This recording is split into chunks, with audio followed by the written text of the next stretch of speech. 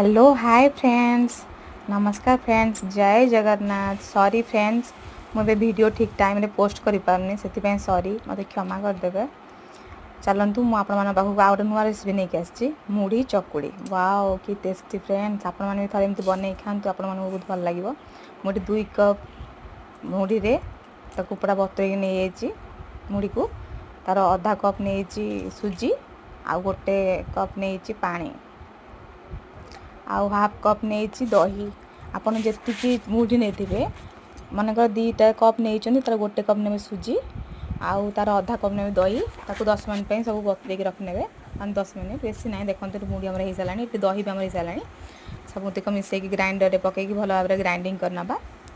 देखु मु जो टाइप कर टाइप करूँ देखो आम ये बैटरटी हो भाई थिकनेस रखिए मोटे मोटा होता मुझे पानी आड करी स्वाद अनुसार लुण आगे खावा सोडा देली कहीं सांगे सांगे करुचे ना फ्रेंड्स तो भल भाव फुलबन से खावा सोडा आड कर मु क्वांटिटी देखिए पानी आड करने देखो तावाटी गरम थिला गोल गोल चकुली छाण पकेली देखो फ्रेंड्स केते सुंदर होना लुक तार आउ बहुत टेस्टी भी होता आशा करूँ मोर ये वीडियोटा भल लगी आउ रेसिपी भल लगी आपने प्लीज थे ये ट्राए कर खातु आपको टमाटर चटनी ना बादाम चटनी कर भल लगे बाय बाय फ्रेंड्स जय जगन्नाथ।